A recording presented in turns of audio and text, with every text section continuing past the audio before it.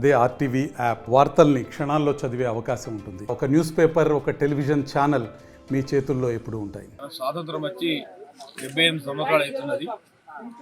ఇప్పటికి కూడా మరి శివారు వెంకటాపురం గ్రామంలో కులవివక్ష ఉన్నదంటే ఈ సభ్య సమాజం సిగ్గుపడే విధంగా ఉన్నది. ఈ సంఘటనను ప్రజాస్వామ్యవాదులు, మేధావులంతా కూడా ముక్తమన్నంతో ఖండించాలి.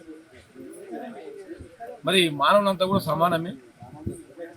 మరి అంబేద్కర్ గారు ఆనాడు కులవివక్ష ఉండొద్దని అందరికి కూడా ప్రాథమిక హక్కులు కల్పించి మనం అందరం కూడా ఈ దేశంలో స్వేచ్ఛా వాతావరణంలో మనం కాపాడుకోవాలని చెప్పడం జరిగింది.